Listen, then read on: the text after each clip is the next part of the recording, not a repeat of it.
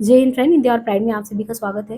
Friends, Hindi साहित्य का इतिहास डॉक्टर नगेंद्र के द्वारा जो संपादित ग्रंथ है, उसे हमने क्रमशः जो है आपके सामने एक सीरीज, एक श्रृंखला में चला रखा है। और उसमें हमने आपसे ये भी कहा था कि जैसे जैसे जो टॉपिक हम कराएंगे उनसे रिलेटेड जो वन लाइनर फैक्ट है उसको भी कराते चलेंगे।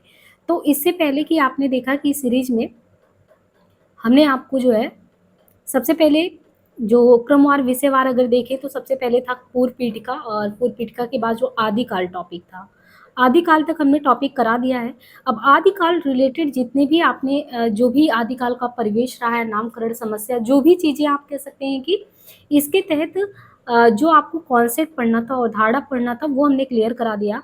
अब यहाँ पे ये जो आपके फैक्ट हैं वो इन्हीं से रिलेटेड इंपॉर्टेंट फैक्ट का कलेक्शन है, जिनको आप रिवीजन के पर्पज से यूज कर सकते हैं कि जब भी आपको आदिकाल रिवाइज करना होगा, एक वीडियो में पूरा आदिकाल आप रिवाइज कर सकते हैं फैक्ट।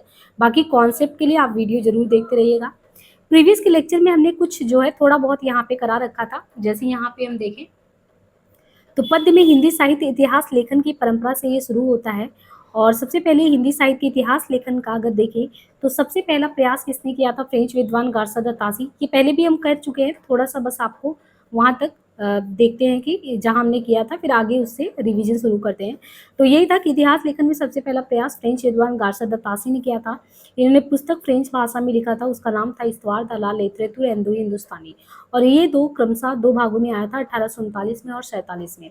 और ये ग्रंथ ग्रेट ब्रिटेन और आयरलैंड की प्राच्य साहित्य अनुवादक समिति की ओर से पेरिस में छापा गया था। जो इस्तवार था ला लिटरेतुर एंदोई हिंदुस्तानी है, इसका जो द्वितीय संस्करण आया था, इसके बारे में बात किया था कि द्वितीय संस्करण 1871 में आया और ये 3 भागों में विभक्त था। तो तासी जी ने इसमें जितने लोगों का यानी 738 कवियों का उल्लेख किया है, तो खास बात ये भी था कि कुल 738 कवि में हिंदी के सिर्फ और सिर्फ 72 थे, बाकी जितने भी थे वो शेष उर्दू के कवि थे। बाकी इस जो ये रचना है इस्तवार द ललितुल लेंदुई हिंदुस्तानी करके था, इस पुस्तक का डॉक्टर लक्ष्मी सागर वारसेयर ने तासी के ग्रंथ का हिंदी में अनुवाद किया और इस पुस्तक का नाम इन्होंने रखा हिंदुई साहित्य का इतिहास।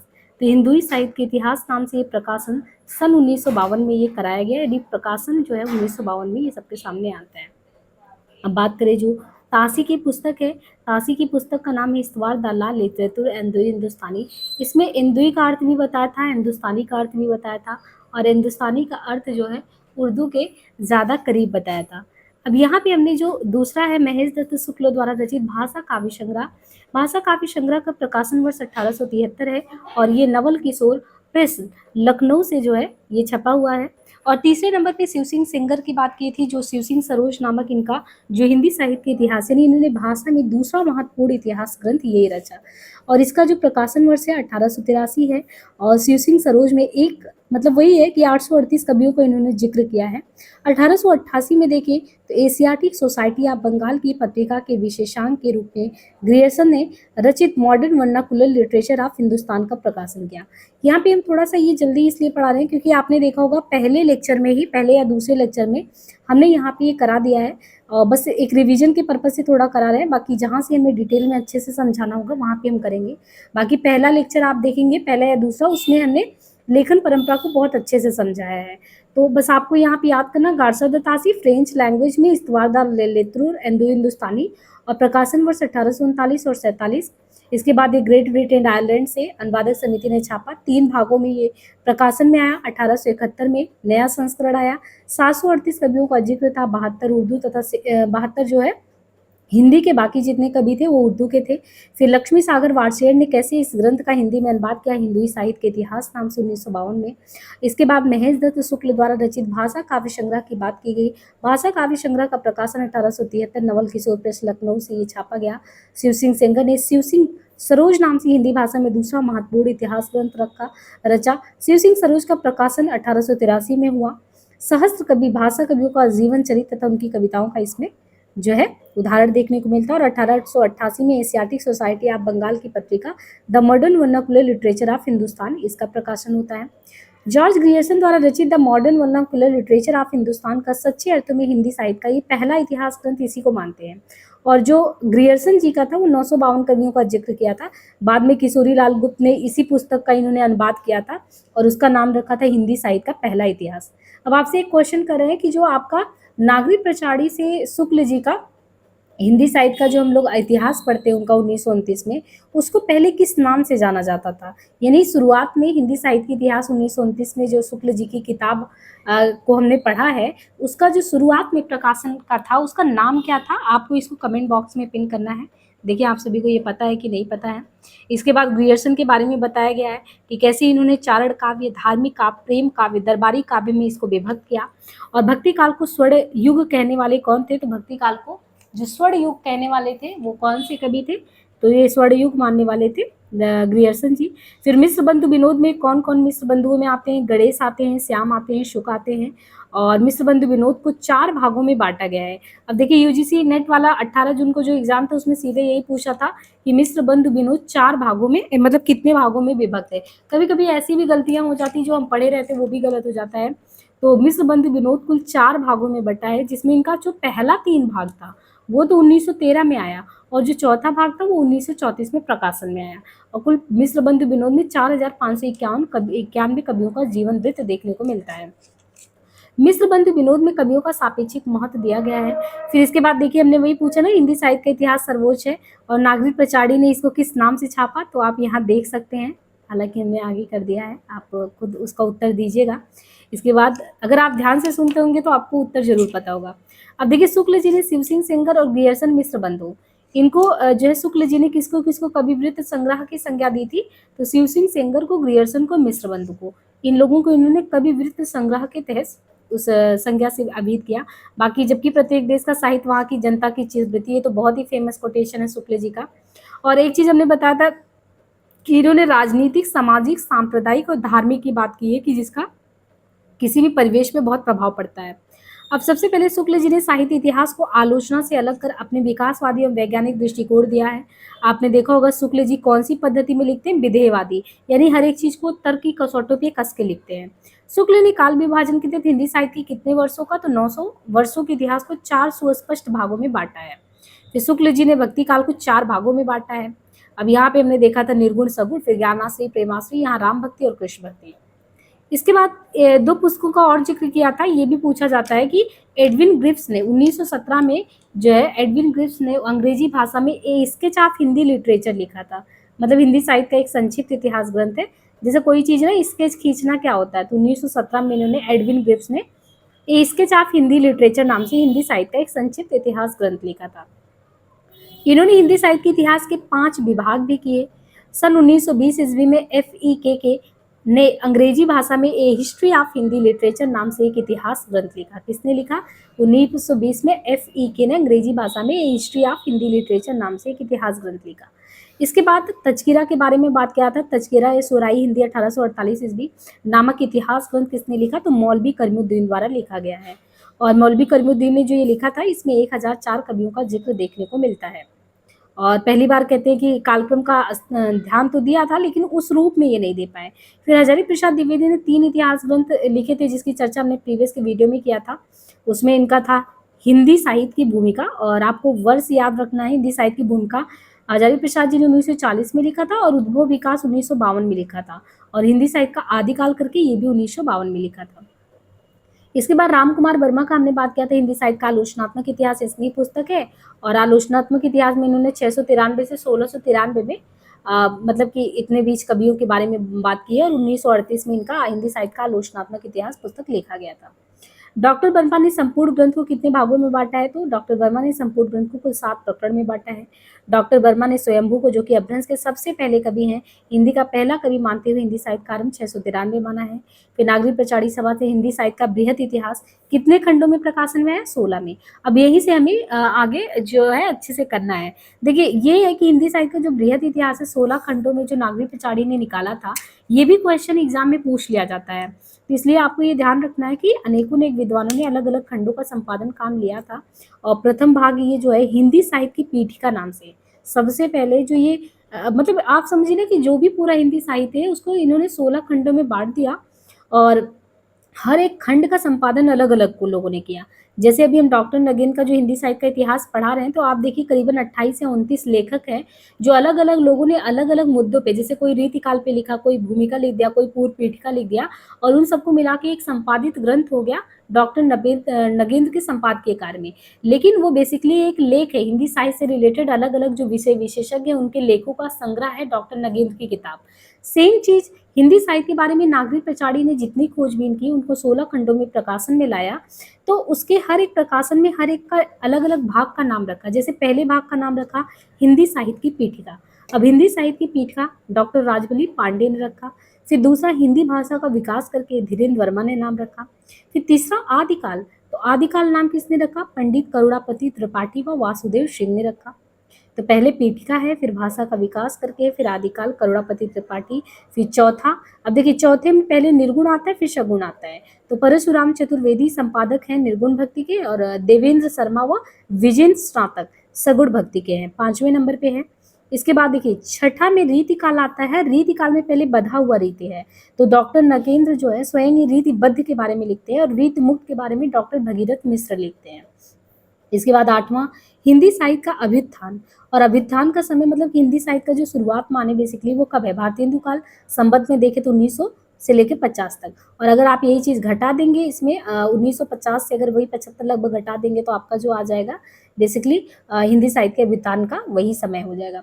अब विनय मोहन शर्मा इसके लेखक है। द्विवेदी काल 1950, ये सब संवत में दिया गया, आपको ध्यान रखना है। संवत में 57 जो है अगर घटा देंगे तो आपका ईस्वी में आ जाएगा। फिर इसके बाद जो है उत्कर्ष काल 10वां है, और ये डॉक्टर नगेन ने उत्कर्ष काल लिखा। देखिए रीतिबद्ध 6वें नंबर पे डॉक्टर नगेन ने लिखा। उत्कर्ष काल काव्य का ये भी डॉक्टर नगेंद्र के संपादकीय कार्य में रहा। फिर 11वें नंबर पे उत्कर्ष काल नाटक का है 75 से 95, सावित्री सिंह और दशरथ ओझा। 12वें नंबर पे डॉक्टर निर्मला जैन, है ना। इसके बाद आप देखें तो 13वें पे समालोचना, निबंध और पत्रकारिता, और लक्ष्मी नारायण सुधांशु। 14वें पे अद्यतन काल, हरवंश लाल शर्मा, कैलाश चंद्र भाटिया।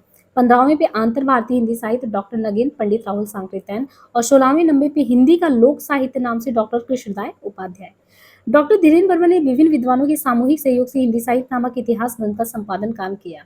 देखिए धीरेन्द्र वर्मा ने क्या किया? अलग अलग विद्वानों के सामूहिक सहयोग से एक हिंदी साहित्य नामक इतिहास ग्रंथ का संपादन किया। जैसे हम डॉक्टर नगेंद्र की पुस्तक की बात करें कि हिंदी साहित्य का जो इतिहास इन्होंने लिखा है, तो उसमें आप देखिए 25 से 30 लेखक जो है विषय विशेषज्ञ है, उन्होंने अपने जो है हर एक मुद्दे पे लिखा है, और उसी को संपादक जो संपादकीय रूप में इन्होंने नगेंद्र जी ने इस पुस्तक को छापा है। सेम चीज धीरेन्द्र वर्मा ने भी अलग अलग सामूहिक सहयोग से हिंदी साहित्य नामक इतिहास ग्रंथ निकाला। इस ग्रंथ में इन्होंने संपूर्ण हिंदी साहित्य को कैसे 3 भागों में बांटा धीरेन्द्र वर्मा ने। एक आदिकाल, और दूसरा कर दिया मध्यकाल, और तीसरा कर दिया आधुनिक काल। और इन्होंने क्या किया? आधुनिक काल को अलग करते हुए हर एक काल की काव्य परंपरा का विवरण दिया, अविच्छिन्न रूप में उसको प्रस्तुत किया। अब ये जो आपको एक लिस्ट दी गई है ना, ये बहुत इंपॉर्टेंट लिस्ट है, इससे एग्जाम में बार बार क्वेश्चन पूछे जाते हैं। आज तक हिंदी साहित्य इतिहास की जो पुस्तकें लिखी गई है जो इम्पोर्टेंट है, और उनके कौन कौन से इम्पोर्टेंट रचनाकार हैं, उनका यहाँ पे लिस्ट दिया गया है, आपको बहुत ही ध्यान से देखना है। आपको काव्य के नेम भी पता होने चाहिए, उसका सन भी पता होना चाहिए, और किसने संपादकीय काम किया है, ग्रंथ के रचनाकार कौन है, ये भी ध्यान रखना है। तो जैसे हिंदी काव्य धारा सबसे पहले यहाँ क्रम से दिया है। तो हिंदी साहित्य इतिहास में देखिए हिंदी काव्य धारा नाम से 1944 में किसने लिखा? तो पंडित राहुल सांकृत्यायन ने। नाम क्या है? हिंदी काव्य धारा 1944, पंडित राहुल सांकृत्यायन। हिंदी साहित्य का इतिहास 1973, जो सीरीज हम डॉक्टर नगेंद्र की करा रहे हैं, ये आपका 1973 में आया हुआ है। और जो कि शुक्ल जी का हम सीरीज करा चुके हैं, तो 1929 में आया हुआ है। हिंदी काव्य धारा पंडित राहुल सांकृत्यायन का है। हिंदी साहित्य का इतिहास डॉक्टर नगेंद्र संपादक है इसके, 1973 में है। और जो वैज्ञानिक इतिहास करके गणपति चंद्र गुप्त का है। और देखिए वैज्ञानिक इतिहास इन्होंने 2 भागों में प्रकाशन में लाया है, पहला और द्वितीय, और पहले और दूसरे में 1965 दिया है। फिर हिंदी साहित्य का अतीत करके 2 भाग में आया, और 2 भाग में आचार्य विश्वनाथ प्रसाद मिश्र करके है। हिंदी साहित्य और संवेदना का विकास करके 1986 में आया। हिंदी साहित्य और संवेदना का विकास डॉक्टर रामस्वरूप चतुर्वेदी। और साहित्य का अतीत किसने लिखा है? विश्वनाथ जी ने लिखा है। और संवेदना किसने लिखा है? राम जी ने लिखा है। इतिहास दर्शन किसने लिया? ये पुस्तक जो इम्पोर्टेंट है उस पर हम टिक लगा रहे हैं। काव्यधारा भी पूछा गया है, हिंदी साहित्य का इतिहास, वैज्ञानिक, फिर अतीत 2 भागों में विश्वनाथ का इम्पोर्टेंट है, संवेदना का किसने लिखा, रामस्वरूप जी 1986 में, समय भी ध्यान रखिए। इतिहास दर्शन किसका है, डॉक्टर नलिन विलोचन शर्मा का, इन्होंने इतिहास के दर्शन पे बात की है नलिन जी ने। और हिंदी भाषा का विकास करके भाषा पे इंडिपेंडेंट श्याम सुंदर जी ने बात किया है। देखिए इन्होंने भाषा पे 2 चीज़ें लिखी, एक 1924 में, एक 1930 में। और डॉक्टर श्याम सुंदर दास का भाषा का विकास 24 में आया, उसके 6 साल बाद 30 में भाषा और साहित्य करके आया।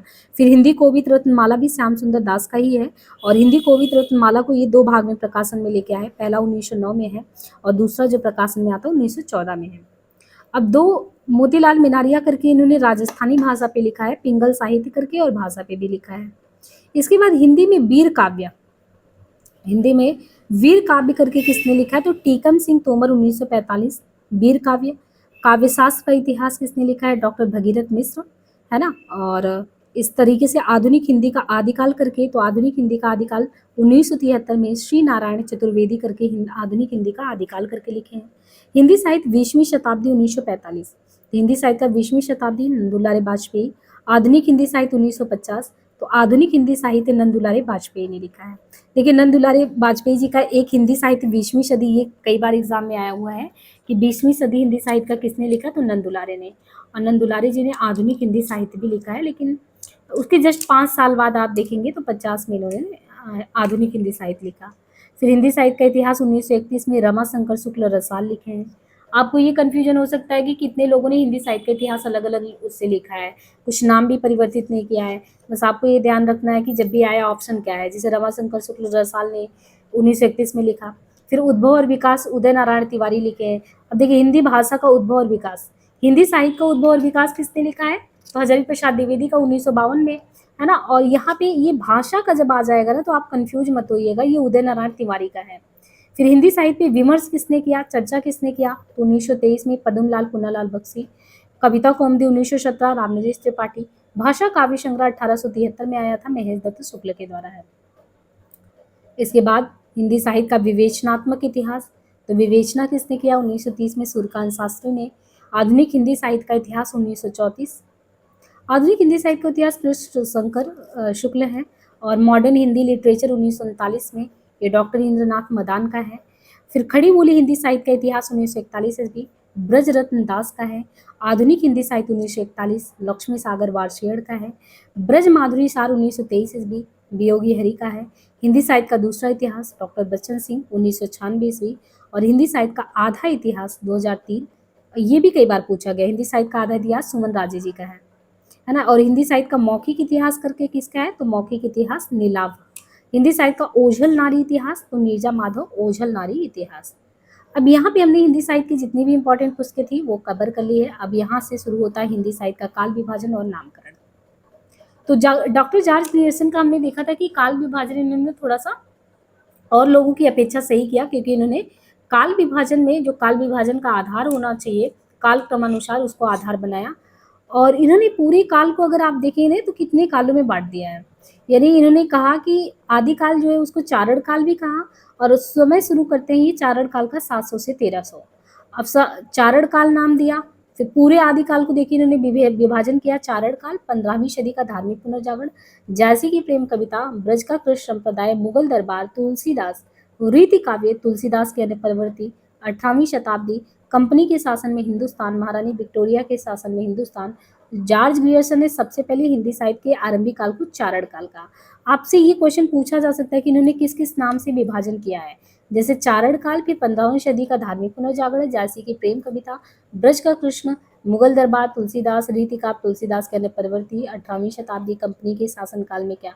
फिर इसके बाद ग्रियर्सन ने चारण काल के तहत कितने कवियों का जिक्र किया है, तो ग्रियर्सन ने चारण काल के तहत कुल 9 कवियों का जिक्र किया है, जिसमें पुष्य कवि कुमार सिंह, केदार कुमार पाल, अनन्यदास, जंद, चगनिक, जोधराज, सारंगधर का उल्लेख किया है। ग्रियर्सन ने अपने इतिहास में केवल प्रवृत्तिगत काल विभाजन किया है। ग्रियर्सन ने क्या किया, विशेषता के आधार पर काल विभाजन किया है। और चारण काल में इन्होंने जो जिन 9 कवियों का जिक्र किया है उसमें है पुष्य कवि कुमार सिंह, केदार कुमार, अनन्यदास, जंद, चगनिक, जोधराज, सारंगधर। और ग्रियर्सन ने कालों का नामकरण एक आधार पर नहीं किया है। अब देखिए मिश्र बंधु ने जो पूरे आदिकाल को विभाजन किया है वो कैसे किया है, टोटल अगर देखें तो इन्होंने 5 काल खंडों में बाँटा है, लेकिन 5 को आप करेंगे तो 8 उपखंडों में बढ़ जाएगा, क्योंकि इन्होंने जैसे प्रारंभिक काल है ना, इसको 2 उपखंडों में बाँट दिया, माध्यमिक है 2 उपखंडों में बाँट दिया, अलंकृत है तो 2 उपखंडों में बाँट दिया। इसलिए प्रारंभिक काल में इन्होंने पूर्व प्रारंभिक, उत्तर प्रारंभिक कर दिया। अब पूर्व में 700 से 1343 और 1344 से 1444, ऐसे ही माध्यमिक में पूर्व माध्यमिक, प्रौढ़ माध्यमिक, पूर्व में 1445 से 1560, फिर प्रौढ़ में 1561 से 1680। इसी तरह अलंकृत काल में पूर्व अलंकृत, उत्तरालंकृत 1681 से 1790 और उत्तरालंकृत में 1791 से 1889 में। फिर इसके बाद चौथे नंबर पे परिवर्तन काल 1890 से 1924, है ना। इसके बाद वर्तमान काल 1926 से अब तक।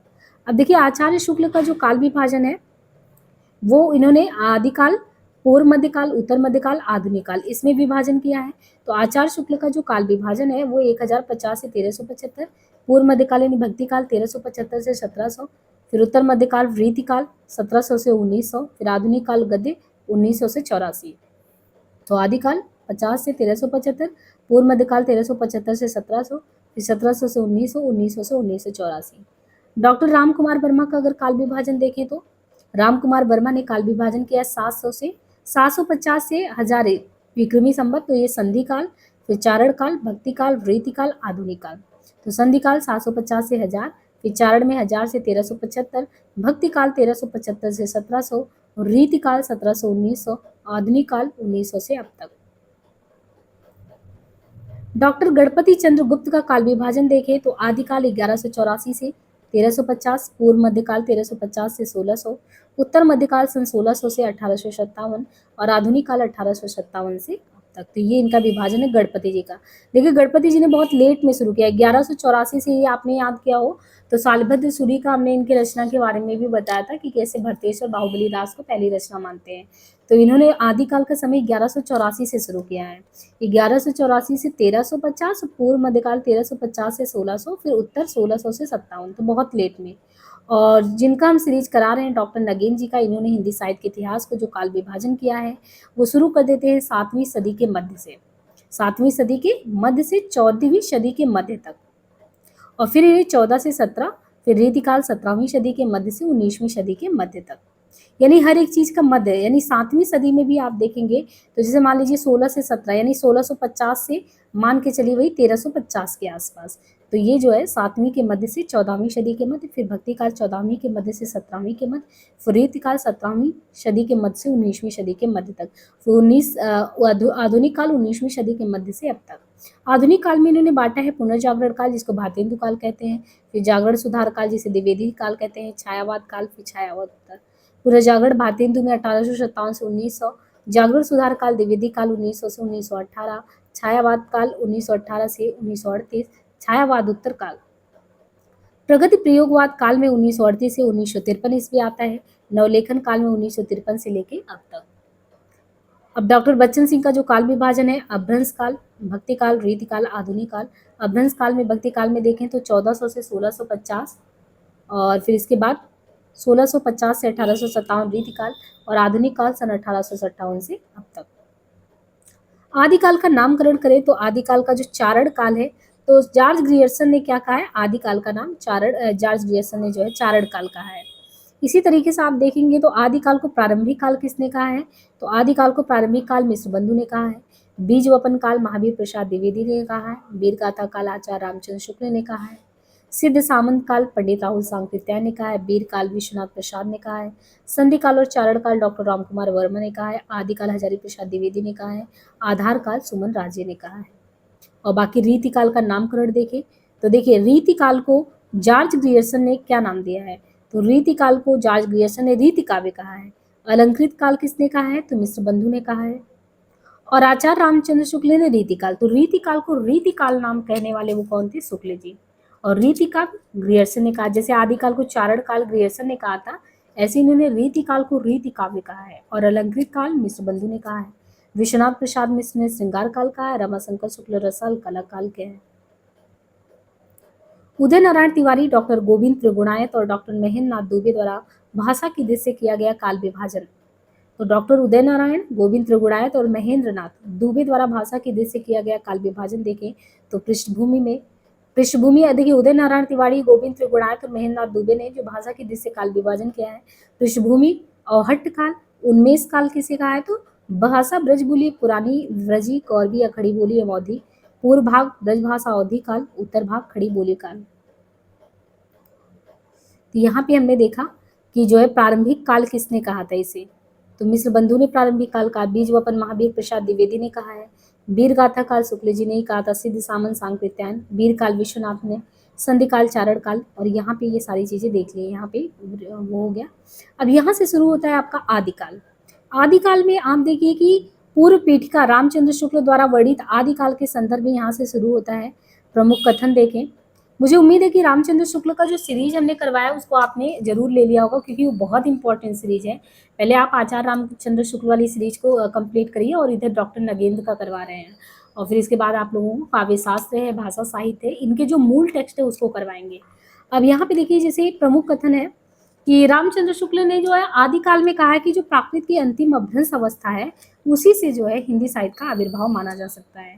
यानी जैसे हम नहीं पढ़ते हैं कि संस्कृत के बाद पाली आया, प्राकृत आया, तो प्राकृत की अंतिम अवस्था मतलब अभ्रंश, और अभ्रंश अवस्था से हिंदी साहित्य का शुरुआत माना जा सकता है। जैसे बुलेरी जी ने कहा ना कि अंतिम जो अभ्रंश है बेसिकली वहीं से पुरानी हिंदी शुरू हो जाता है। हिंदी साहित्य का आदिकाल संवत 1050 से 1375 तक, अर्थात महाराजा भोज के समय से हमीर देव के समय के कुछ पीछे तक माना जा सकता है। किसके अनुसार? शुक्ल जी के अनुसार। कहते हैं राजाश्रित कवि और चारण जिस प्रकार नीति श्रृंगार आदि के फुटकल दोहे राजसभाओं में सुनाया करते थे, उसी प्रकार वे अपने आश्रयदाता राजाओं के पराक्रमपूर्ण चरित्र या कथाओं का वर्णन भी करते थे। यही प्रबंध परंपरा रासों के नाम से पाया जाता है, जिसे लक्ष्य करके इस काल को हमने क्या नाम दिया है? वीर गाथा काल। अभ्रंश नाम पहले पहल कहाँ मिलता है? तो अभ्रंश नाम पहले पहल बल्लभी की राजा धारसील द्वितीय, यानी अभ्रंश कहाँ पे आपको मिलता है कि अभ्रंश भी कोई नाम है? तो कहते हैं कि अभ्रंश नाम पहले पहल बल्लभी के राजा धारसील द्वितीय के जो शिलालेख है उसमें देखने को मिलता है, जिसने उसमें अपने पिता गुरसेन विक्रमी संवत 650 के पहले को संस्कृत, प्राकृत और अभ्रंश तीनों का कवि कहा है। किसने कहा है? गुरसेन को, क्योंकि पहले पहल बल्लभी के राजा धारसील द्वितीय के शिलालेख में मिलता है, जिसमें उन्होंने अपने पिता गुरसेन को बोला है कि वो जो है संस्कृत, प्राकृत और अभ्रंश तीनों के कवि है। सिद्धों की जो उद्धृत रचना है उनकी भाषा कैसी है? तो वो है देश भाषा, मिश्रित अभ्रंश या पुरानी हिंदी का काव्य भाषा। पुरानी हिंदी की व्यापक काव्य भाषा का ढांचा शौर सेनी प्रसूत अभ्रंश अर्थात ब्रज और खड़ी बोली पश्चिमी हिंदी का था। आध्यात्मिक रंग के चश्मे आजकल बहुत सस्ते हो गए, ये किसने कहा है? ये भी शुक्ल जी ने कहा है। तो ये सभी देखिए आदिकाल के संदर्भ में शुक्ल जी का कहना है। अभी महत्वपूर्ण काव्य पंक्तियां हैं जो आपको ध्यान रखना है कि कौन सी पंक्ति किस रचना से किस रचनाकार का है। जैसे ये पहली पंक्ति है, जोजिर सासठ भासियु सो भई कहियु सारु, जो पलाई सही भाव करी सो सही पावई पारो। तो जो जुड़ सासठ भासियु सो भई कहियु सारु, ये देवसेन श्रावकाचार्य से है। देवसेन श्रावकाचार्य। पंडिल सरल सत्य बखाड़ई, आप सरहपा को पहले कवि के रूप में किसने कहा था? पंडित राहुल सांकृत्यायन। तो ये सरहपा का है, पंडिल सरल सत्य बखाड़ई देही रुद्र बसंत जाड़ई। और फिर इसके बाद सरहपा की ये भी पंक्ति बार बार एग्जाम में पूछा गया है, जय मन पवन न संचरी रवि शशि नहीं पवेश। आपको सरहपा की दोनों पंक्ति ध्यान रखना है, दोनों कई बार पूछा गया है। और जोजिर सासठ वाला देवसेन का है। और इसके बाद जो है सरहपा की देखिए, पंडित सल सत्य बखाड़ी और जय मन पवन न संचरी वाला है। और घोर आधारे चंदमणि जिम्मी उज्जो करे, सरहपा की पंक्ति है। का तरुवर पंच विडाल, अब यहाँ पे देखिए जो पंक्तियां हैं उनमें अगर देखें, का तरुवर पंच बिडाले लुइपा की पंक्ति है। और फिर भाव न हुई अभाव न जाई, लुइपा की पंक्ति है। सहजे थर करी वारुड़ी साध, सहजे थर करी वारुड़ी साध, ये बीरपा की पंक्ति है। एक्केड़ा जैके जय मन ततंत, कंडपा की पंक्ति है। हालो डोंबी तो पूछमी सद्भावे, सदगुरु पाए पे जाई पुरु जिड़व, कंडपा की पंक्ति है। तो ये थोड़ा सा आपको अलग लगेगा, लेकिन आपको ध्यान रखना है, ये इंपॉर्टेंट पंक्ति ही निकाल के दिया है। का तरुवर कई बार एग्जाम में आया हुआ है। भाव ना हो या भाव लुइपा। सहजे थरकरी वारुड़ी साथ बीरपा की पंक्ति है। एक केड़ा की जय मंत्र तातम, कंडपा का है। हालो डोंबी तो पूछमी सद्भावे, कंडपा। भला हुआ जो मारिया, हेमचंद का है। पिय संगम को निंदड़ी, हेमचंद की पंक्ति है। गंगा जमुना माझे बहिरे नाई, डोंबिका की पंक्ति है। नगर बाहिरे डोंबी तोरी कुड़िया छाई, छोई जाई सुबाहा नड़िया, कंडपा की पंक्ति है। जिमी लोड बिलजई पाड़ी यही तिमि धरड़ी लई चित्त, ये कंडपा की पंक्ति है। इसके बाद देसिल बैना सब जन मीठा ते तैसन जपहु और हट्ठा, ये किसकी पंक्ति है? तो देसिल बैना सब जन मीठा ते तैसन जपहु और हट्ठा, ये विद्यापति की पंक्ति है। हिंदू बोले दुरही निकार छोटे तरुका भभकी मार, विद्यापति कीर्तिलता से है। मनहु कला ससबान, ये पृथ्वीराज रासो से बहुत इंपॉर्टेंट है। मनहु कला ससभान कला 1600 बनिए, बिगसी कमालिस भ्रमर बेनु खंजन मृग लुटिए। इसके बाद यहाँ पे पृथ्वीराज राजों से ही पंक्ति दिया गया है।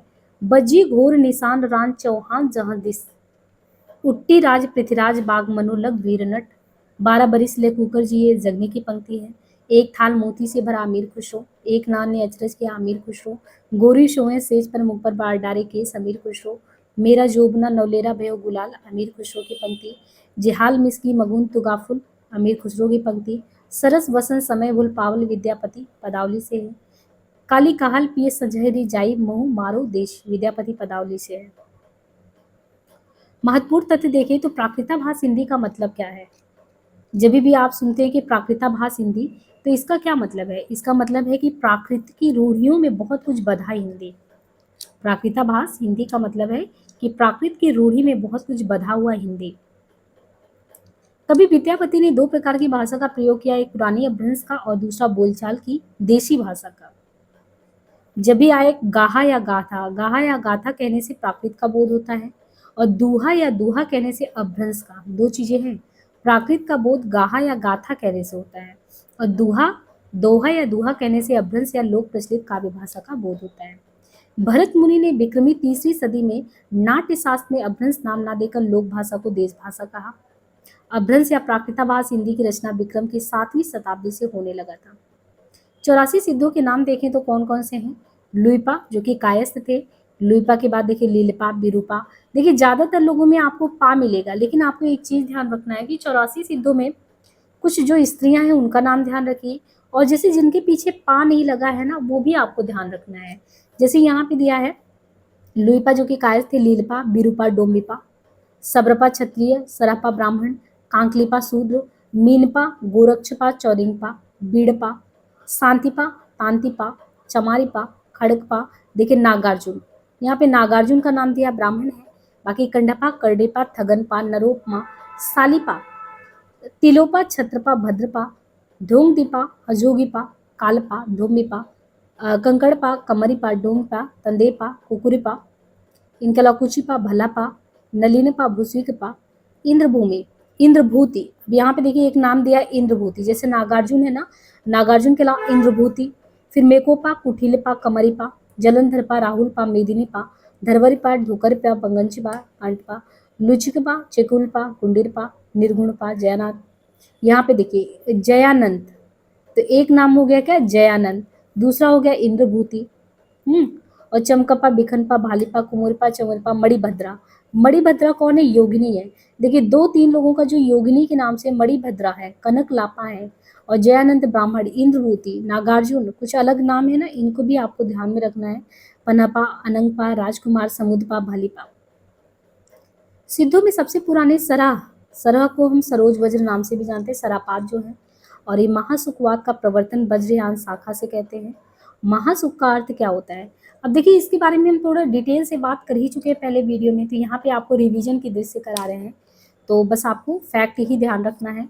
सिद्ध में सबसे पुराने सरापात के बारे में देखते हैं। वो महासुखवाद का मतलब वज्रयान शाखा है। महासुख का मतलब आनंद स्वरूप ईश्वरत्व, यानी जो भी योग में वो महासुख दशा की, मतलब कि एक तरीके से इस जो भी भौतिक जगत में उनको सुख भोगने की बात, वही महासुखवाद इसमें कहा गया है। और फिर आप देखते हैं गोरखनाथ कैसे जो है मच्छंदर नाथ इससे अलग हो जाते हैं और पूरा नाथ पंथ चल पड़ता है, तो वज्रयान शाखा का एक ये भी रूप है। गोरखनाथ ने पतंजलि के जो उच्च लक्ष्य है ईश्वर प्राप्ति को लेकर हठ योग का प्रवर्तन किया था। वज्र यानी सिद्धों का जो लीला क्षेत्र है वो कौन सा है? तो वज्र यानी जो सिद्ध है इनका लीला क्षेत्र भारत का कौन सा भाग है? पूर्वी। और पश्चिमी कौन सा है? पश्चिमी किनका है ये ध्यान रखना है आपको। पश्चिमी है जैन नाथ लोगों का है। फिर गोरखनाथ ने अपने ग्रंथ का प्रचार देश के, देखिए यहाँ पे गोरखनाथ ने कहाँ पे प्रचार किया था? ये लोग जब अलग हुए तो इन लोगों ने पश्चिमी भागों में विशेषकर राजपूताने और पंजाब में किया था। नाथों की संख्या 9 मानी गई है और इन्हीं को नवनाथ भी कहते हैं। और गोरक्ष सिद्धांत संग्रह में इनके नाम जो दिए गए हैं, आपको क्रम से इनके नाम भी ध्यान रखने हैं। देखिए नागार्जुन की बात हमने की थी ना, नवनाथों में नागार्जुन है। नागार्जुन, जड़ भरत, हरिश्चंद्र, सत्यनाथ, भीमनाथ, गोरक्षनाथ, चरपट, जलंधर और मलयार्जुन। इनको बिल्कुल कंठस्थ कर लीजिए, अदरवाइज कंफ्यूजन हो जाएगा। जो 84 सिद्धि, इनमें से ये लोग निकल आए थे। और नागार्जुन, जड़भरत, हरिश्चंद्र, सत्यनाथ, भीमनाथ, गोरक्षनाथ, चरपट, जलंधर और मलयार्जुन। अब बात करें दूसरे नंबर पे अभ्रंश साहित्य का, तो डॉक्टर रामकुमार वर्मा ने अभ्रंश भाषा के पहले कवि, रामकुमार वर्मा ने अभ्रंश भाषा के पहले कवि स्वयंभू को माना है। स्वयंभू वही 8वीं सदी 783 के आसपास विद्यमान थे। स्वयंभू को ही जैन परंपरा का भी पहला कवि भी माना जाता है। 3 ग्रंथ है, पौंग चरियो, रिठेड़मी चरियो, स्वयंभू छंद। स्वयंभू को अभ्रंश भाषा का वाल्मीकि तथा व्यास भी कहा जाता है। स्वयंभू ने अपनी भाषा को देसी भाषा कहा और स्वयंभू के पयुम चरियो का उस देखिए इनको स्वयंभू ने अपनी भाषा को देसी भाषा कहा। स्वयंभू के पौम चरियो को उनके पुत्र त्रिभुवन ने पूरा किया और पौम चरियो में राम के चरित्र का इन्होंने विस्तार से वर्णन किया है। शिव सिंह सेंगर ने अपने ग्रंथ शिव सिंह सरोज में किसी पुरानी अनुश्रुति के आधार पर 7वीं शताब्दी के कुश या पुंड कवि को हिंदी का पहला कवि माना। आचार्य हजारी प्रसाद द्विवेदी के अनुसार यह पुष्य संभवतः अभ्रंश का प्रसिद्ध कवि पुष्यदंत है, जिसका आविर्भाव वही 9वीं सदी में हुआ। सर्वमान्य धारणा यही है कि पुष्पदंत का जो आविर्भाव है वो 972 ईस्वी 10वीं सदी में हुआ। पुष्पदंत की प्रमुख रचनाओं में है 63 महापुरुष गूढ़ालंकार, हृदय कुमार चरियो, जसह चरियो, यानी 3 ग्रंथ हैं इनके, 63 महापुरुष गूढ़ालंकार, हृदय कुमार चरियो, जसह चरियो। पुष्पदंत का जो 63 महापुरुष गूढ़ालंकार है उसको महापुराण नाम से भी जाना जाता है। महापुराण में इन्होंने कुल 63 महापुरुषों का जीवन चरित्र वर्णित किया है। पुष्पदंत ने अपने चरित काव्य में चौपाई छंद का प्रयोग किया है। पुष्पदंत ने साहित्य की रचना विशुद्ध धार्मिक भाव से किया है। अभ्रंश और अवहट्ट में चौपाई 15 मात्राओं का छंद था। पुष्पदंत को हिंदी का भवभूति कहा जाता है। किसको कहा जाता है हिंदी का? पुष्पदंत को हिंदी का भवभूति कहा जाता है, भवभूति। शिव सिंह सेंगर ने पुष्य कवि को क्या कहा है? तो शिव सिंह सेंगर ने पुष्य कवि को भाखा की जड़ कहा है। पुष्पदंत ने स्वयं को अभिमान मेरु, काव्य रत्नाकर, कविकुल, तिलक आदि उपाधियों से विभूषित किया है। एक तो शिव सिंह सेंगर को पुष्य कवि ने भाखा की जड़ कहा है और पुष्पदंत को ही हिंदी का भवभूति भी कहा जाता है। और पुष्पदंत ने स्वयं को क्या कहा है? अभिमान मेरु, काव्य रत्नाकर, कविकुल, तिलक। हरिसेन ने अपनी धम्म परीक्षा में अपभ्रंश के 3 कवि माने हैं। किसने? हरिसेन ने, कि जो है आपके अपभ्रंश के 3 कवि हैं। और जो हरिसेन ने धम्म परीक्षा में माना उसमें एक चतुर्मुख की बात की है, एक स्वयंभू और पुष्पदंत। स्वयंभू और पुष्पदंत का नाम तो सुना होगा, चतुर्मुख का भी माना है, ये चीज ध्यान रखना है, ये अलग है। अब देखिए यहाँ पे आगे बताया कि स्वयंभू ने चतुर्मुख को, स्वयंभू स्वयं जो चतुर्मुख हैं उनको पद्धड़िया बंध का प्रवर्तक तथा सर्वश्रेष्ठ कवि कहा है, सबसे नंबर 1 वाला कवि, सर्वश्रेष्ठ। किसने? स्वयंभू ने खुद कहा है चतुर्मुख को। पद्धड़िया जो है 16 मात्रा का मात्रिक छंद होता है। इस छंद के नाम पर इस पद्धति पर लिखे जाने वाले काव्यों को ही पद्धड़िया बंध कहते हैं। पुष्यदंत जो थे ये मान्यखेड़ के प्रतापी राजा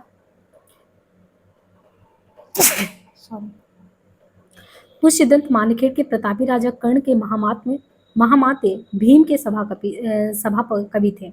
धनपाल वाकपति राजमुंज के कवि सभा रत्न थे, जिन्हें मुंज ने सरस्वती की उपाधि भी दी थी। किसने? धनपाल। अपभ्रंश के जो तीसरे प्रमुख कवि का नाम है वो क्या है? धनपाल। धनपाल ने 10वीं सदी में भविष्यत कहा को रचना, मतलब धनपाल ने 10वीं सदी में भविष्यत कहा की रचना की थी। और 12वीं सदी में जिनदत्त सूरी द्वारा लिखित ग्रंथ का नाम है उपदेश रसायन रास। ये सब अपभ्रंश से जितने भी रचना है अपभ्रंश के वही हम कर रहे हैं यहाँ पे। तो अपभ्रंश के तीसरे नंबर पे जो कवि है धनपाल है। 10वीं सदी में भविष्यत कहा इनकी रचना है। 12वीं सदी में जिनदत्त सूरी द्वारा लिखित ग्रंथ उपदेश रसायन रास 1114 जैन रास काव्य परंपरा का पहला ग्रंथ माना जाता है। ये उपदेश रसायन रास अपभ्रंश भाषा का पहला रास है और रास काव्य परंपरा का हिंदी में प्रवर्तन करने का श्रेय भी परदेश्वर बाहुबली को जाता है। 1184 में रचयिता शालिभद्र सूरी है और इसमें 80 पद्यों का नृत्य गीत रासलीला काव्य है। 80 पद्यों का। अब्दुल रहमान द्वारा लिखित संदेश रासक पहला धर्म इतर ग्रंथ, यानी जैसे होता नहीं कि धार्मिक ग्रंथ लेकिन धर्म से इतर जाके रास में कोई लिखा गया तो अब्दुल रहमान का संदेश रासक है। देसी भाषा में किसी मुसलमान द्वारा लिखित प्रथम काव्य ग्रंथ है संदेश रासक। संदेश रासक एक खंड काव्य है जिसमें विक्रमपुर के एक वियोगिनी के विरह की कथा वर्णित है। विद्वानों ने इनका समय 12वीं सदी के बाद और 13वीं सदी का आरंभ माना है। मुनिराम सिंह जैन साहित्य में सर्वश्रेष्ठ रहस्यवादी कवि कहे जाते हैं। कौन? मुनिराम सिंह। मुनीराम सिंह जैन साहित्य में सर्वश्रेष्ठ रहस्यवादी कवि कहे जाते हैं। डॉक्टर हीरालाल मुनीराम सिंह का आविर्भाव सन 1057 के लगभग मानते हैं। मुनीराम सिंह ने पाहुर दोहा की रचना की। अभ्रंश भाषा में दोहा का आरंभ 6वीं शताब्दी के कवि जोइंदू से माना गया है। जोइंदू ने 2 पुस्तकों की रचना की, परमात्मा प्रकाश और योगसार। जॉर्ज ग्रियर्सन ने आदिकाल के तहत 9 कवियों को शामिल किया। पुष्य कवि कुमार सिंह केदार, कुमार पाल, अनंत दास, चंद्र जगनीक, सारंगधर और जोधराज। तो ग्रियर्सन ने जो आदिकाल में 9 कवियों का जिक्र किया है, उसमें पुष्य, कुमार, केदार, कुमारपाल, अनन्य, चंद्र, जगनीक, सारंगधर, जोधराज। मिस्र बंधु ने मिस्र बंधु विनोद के प्रथम संस्करण में आरंभिक काल कब माना है, 700 से 1444, उसमें इन्होंने जिक्र किया 19 कवियों का। अब यहाँ पे देखिए ग्रियर्सन ने तो कुल 9 कवियों का जिक्र किया है, लेकिन वही आप देखें कि मिस्र बंधु ने जो है प्रथम संस्करण में 19 कवियों का जिक्र किया है। इसमें इन्होंने जैसे 19 कवि में पुष्य या पुंड 770 के आसपास, फिर अज्ञात कवि जिन्होंने खुमार रासो लिखा, नंद कवि रचना अज्ञात, मसूद करके, कुतुब अली, फिर साइदान चारण, अकरम फैज, चंद जगनी, गेदार कवि, बातर बेड़ी, जलहन और भूपति, नरपति नाल, विशल देव, नल सिंह का तो विजयपाल रासो है। रचनाओं का नाम और वो भी दिया है, जैसे भूपति का है भागवत दसम स्कंद भाषा 1344, नरपति नाल का विशल देव 1354, नल सिंह विजयपाल 1355, सारंगधर हमीर काव्य 1357, मुल्ला दाऊद नुकरचंदा की प्रेम कहानी 1385, और इन्हीं के अलावा जो है गोरखनाथ 40 रन 1407। मिस्र बंधु ने अपने मिस्र बंधु विनोद के अगले संस्करण में नाथपंथी और सिद्धों को सम्मिलित करते हुए इस काल में कवियों की संख्या 75 तक पहुंचा दी है। आचार्य रामचंद्र शुक्ल ने अपने इतिहास में आदिकालीन रचनाओं को 2 भागों में बांटा है, अभ्रंश और देश भाषा बोलचाल की रचना। आचार्य शुक्ल ने निम्नांकित 12 रचनाओं को साहित्य में स्थान दिया। अभ्रंश की रचनाओं में देखिए शुक्ल जी ने जो 12 रचनाओं का स्थान दिया है आदिकाल में, उसमें जो अभ्रंश का इन्होंने माना है, तो अभ्रंश की रचनाओं में इन्होंने विजयपाल, हमीर रासो, कीर्तिलता, कीर्तिपता, 4 रचना हो गया, विजय, हमीर, कीर्तिलता, पताका। और बाकी देश भाषा में इन्होंने कितने 8 को माना है, खुमाण, विशल देव, पृथ्वीराज, जयचंद, जयमयंक, जस चंद्रिका, परमाल, खुसरो की पहली और विद्यापति पदावली। इसको हम शुक्ल जी के सीरीज में बहुत अच्छे से कराएं, वहाँ पे आप देख सकते हैं। और जो हजारी प्रसाद द्विवेदी जी है, इन्होंने आदिकाल के तहत कुल 9 कवियों को जगह दी है। आदिकाल के तहत जैसे उन्होंने 12 कवियों को जिक्र किया है, शुक्ल जी ने इन्होंने 9 कवियों का जिक्र किया है। हेमचंद गुजरात के सोलंकी राजा सिद्धराज जयसिंह और उनके भतीजे कुमार पाल के राज दरबार में रहते थे। कौन? हेमचंद। हेमचंद गुजरात के सोलंकी राजा कौन? सिद्धराज जयसिंह और उनके भतीजे कुमार पाल के दरबार में रहते थे। आचार्य के व्याकरण का नाम सिद्ध हेमचंद शब्दानुशासन था। हेमचंद का व्याकरण सिद्ध हेम नाम से प्रसिद्ध हुआ। सिद्ध हेम में संस्कृत, प्राकृत और अभ्रंश तीनों का समावेश किया गया है। हेमचंद प्रसिद्ध जैन आचार्य थे और इनका समय क्या है? 1088। हेमचंद के अन्य पुस्तकों के नाम में कुमार पाल चरित, योग शास्त्र, प्राकृत व्याकरण, छंदोनुशासन, देसी नाम माला कोश है। हेमचंद को प्राकृत का पाणिनि माना जाता है। हेमचंद ने भट्टी के समान एक द्वाशास्त्र, एक काव्य भी लिखा था। बाकी सोमप्रभ सूरी ये कौन थे? तो सोमप्रभ सूरी ये गुजरात के एक प्रसिद्ध जैन साधु थे। कहाँ के? गुजरात के। इनका समय बताया जाता है कि विक्रमी संवत में 1252 में आए और इन्होंने कुमार पाल प्रतिरोध लिखा 1241 विक्रमी संवत में। और ये जो कुमार पाल प्रतिरोध सोम प्रभु ने लिखा, ये एक गद्य पद्यमय संस्कृत प्राकृत काव्य है। गद्य पद्यमय को तो हम चंपू कहते हैं, तो ये संस्कृत प्राकृत काव्य है कुमार पाल प्रतिरोध। जैनाचार मेरुतंक ये कौन है? ये संवत 1361 में प्रबंध चिंतामणि नामक ग्रंथ किसने लिखा और संस्कृत में भी लिखा? प्रबंध चिंतामणि संस्कृत भाषा में जैनाचार मेरुतंक 1361 में। प्रबंध चिंतामणि में कुछ दोहे मालवा नरेश राजा भोज के चाचा मुंज के कहे हुए हैं। प्रबंध चिंतामणि में दोहा विद्या में विवाद करने वाले 2 चारणों की कथा आई, इसलिए अभ्रंश काव्य को दोहा काव्य भी कहा जाने लगा। अभ्रंश से पूर्व दोहा का प्रयोग नहीं होता था। लक्ष्मीधर ने 14वीं सदी के अंत में प्राकृत पैंगलम नामक एक ग्रंथ का संग्रह किया। किसने? लक्ष्मीधर ने। प्राकृत पैंगलम में विद्याधर, सारंगधर, जज्जल, बब्बर आदि कवियों की रचनाओं को संकलित किया गया है। प्राकृत पैंगलम में प्राकृत और अभ्रंश छंदों की विवेचना की गई है। प्राकृत पैंगलम के प्राकृत पिंगल सूत्र यानी प्राकृत पैंगलम को प्राकृत पैंगलम सूत्र भी कहा जाता है। प्राकृत पैंगलम की टीका वंशीधर नामक किसी विद्वान ने लिखा है। सारंगधर एक अच्छे कवि और सूत्रकार थे। सारंगधर ने सारंगधर पद्धति के नाम से एक सुभाषित संग्रह बनाया। सारंगधर पद्धति में बहुत से साबरमंत और भाषा चित्र काव्य भी दिया गया है। आचार्य शुक्ल ने प्राकृत पैंगलम के कुछ छंद के आधार पर हमीर रासो ग्रंथ के अस्तित्व की कल्पना की। और जिसका रचनाकार कौन था, तो सारंगधर को बताया गया। राहुल सांकृत्यायन ने जज्जल नामक किसी कवि को इसका रचयिता घोषित किया। हजारी प्रसाद द्विवेदी का कहना है कि हमीर शब्द अमीर का विकृत रूप है, जो किसी पात्र का न होकर एक विशेषण के रूप में प्रयुक्त हुआ है। शिव सिंह सेंगर के अनुसार चंद की औलाद में सारंगधर कवि हुए थे, जिन्होंने हमीर गैरा और हमीर काव्य भाषा बनाया था। सारंगधर कृत सारंगधर पद्धति संस्कृत भाषा में लिखा एक पद्य कोश है, किंतु बीच बीच में देश भाषा के वाक्य भी आए हैं। श्री मल्लदेव राजा की प्रशंसा में सारंगधर पद्धति में श्रीकंठ पंडित का संग्रहित ये श्लोक है। नूनम बादलम छाई के पसरी निस्रावा शब्द खरा, शत्रुम पाड़ी लूट ली तोड़ हसीनो यो, झूठे गर भरा मांगली सहसोरे कंत मेरे कहे। डॉक्टर बच्चन सिंह ने अनुमान व्यक्त किया सारंगधर कुंडलिया छंद के प्रथम प्रयोक्ता है। सिद्ध साहित्य सरापा को हिंदी का पहला कवि माना जाता है। किसको? सरापा को। और सरापा को सरोज वज राहुल भद्र के नाम से भी जाना जाता है। सिद्धों में सबसे पुराने सरापाद ही हैं। सिद्धों ने बौद्ध धर्म के वज्रयान तत्व का प्रचार करने के लिए जो साहित्यिक जनभाषा में लिखा, वही सिद्ध साहित्य के नाम से जाना जाता है। वज्रयान का केंद्र कहाँ है? श्री पर्वत पर। और ये जो सहज यानी जिन भाषा का प्रयोग करते हैं उसको संध्या भाषा कहते हैं। कुछ विद्वानों ने संध्या भाषा का अर्थ ये बताया है कि ये ऐसी भाषा जिसमें संध्या के समान प्रकाश तथा अंधकार का मिश्रण हो और ज्ञान के आलोक से उसकी सारी बातें स्पष्ट हो। देखिए, कुछ विद्वानों ने ये भी कहा है संध्या भाषा का मतलब होता अभिसंधि या अभिप्राय युक्त वाणी। पंडित विधुशेखर शास्त्री ने बताया कि मूल शब्द संध्या भाषा नहीं है बल्कि संध्या भाषा है। ज्योतिरेश्वर ठाकुर, इनकी रचना वर्ण रत्नाकर है। और ज्योतिरेश्वर ठाकुर ने जो वर्ण रत्नाकर लिखा है 14वीं सदी के मैथिली ग्रंथ में 84 की सिद्धों के नाम दिए गए हैं। सहज यानियों की संध्या भाषा का प्रभाव संत कवियों पर भी पड़ा। राहुल सांकृत्यायन ने सरापात का समय कब बताया? तो सांकृत्यायन ने सरापात का समय 769 बताया है। विनय तोष भट्टाचार्य ने इसी को 690 के आसपास बताया है।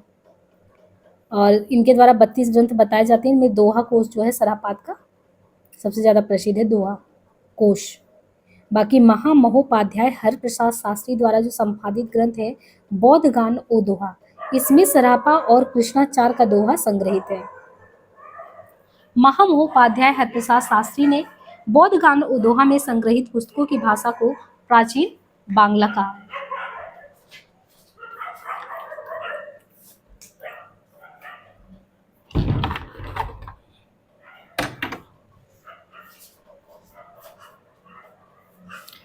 देखिए, महामहोपाध्याय हरप्रसाद शास्त्री ने जो बौद्ध गान और दोहा में संग्रहित पुस्तकों की भाषा को क्या कहा है? प्राचीन बांग्ला।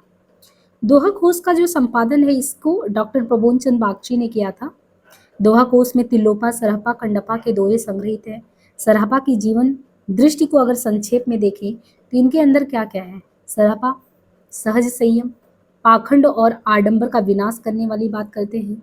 गुरु सेवा की बात, सहज मार्ग को, फिर महासुख की प्राप्ति, इस तरीके से।